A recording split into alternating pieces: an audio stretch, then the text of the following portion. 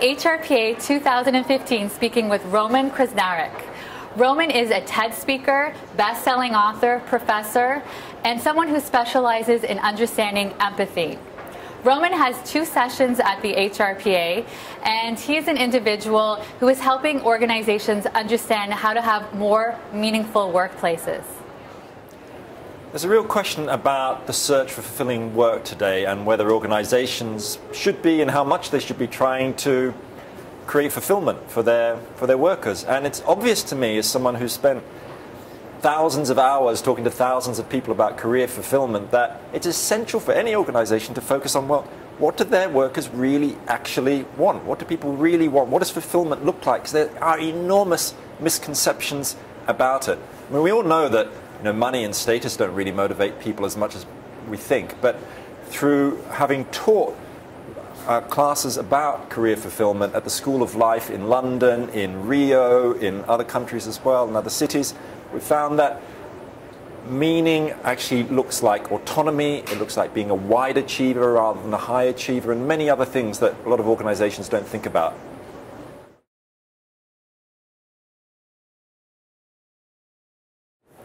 Probably the biggest mistake people make when they're looking for fulfilling work is to follow the old-fashioned method known as the plan and implement model, where you spend lots of time trying to plan out what would be the ideal career for you. You do lots of psychometric tests and make lists of your strengths and weaknesses, and then you work out what your job should be, your new job should be, and then you resign from your old job, and then you go off into the unknown sending out curriculums and resumes and applying for jobs.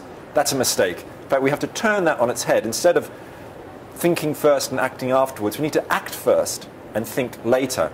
And one of the ways to do that is what I think of as branching projects or temporary assignments. Now, it can be a bit too much suddenly leaving your job, stepping into the unknown. What you can do is hold on to your existing job, whether it's as an unhappy management consultant or whatever it is, and then on the side, on the weekends, in the evenings, pursue your dreams, whether it's doing a bit of web design freelance on a Saturday or teaching yoga on a Thursday night. And the importance of that is that we start doing small steps through branching projects which help us overcome our fears, because all the psychology research shows us that people they exaggerate their fears. We hate losing twice as much as we like winning, so we need to take these small steps, and that's how we build the confidence to actually make a larger change.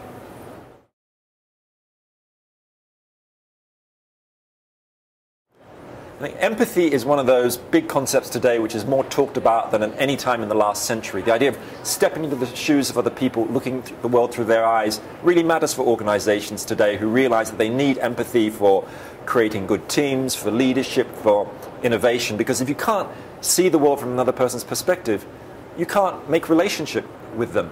Without empathy, we're emotionally tone deaf.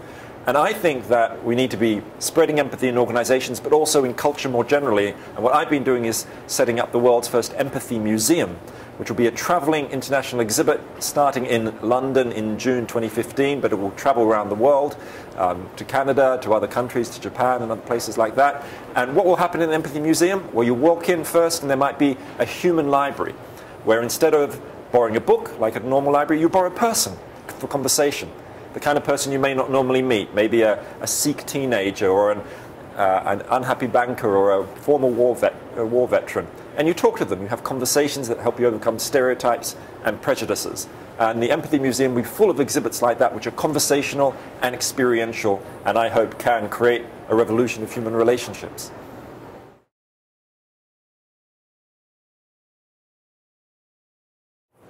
And what can organizations actually do in practice? If you're going to pick one thing, what should they do to create empathic organizations?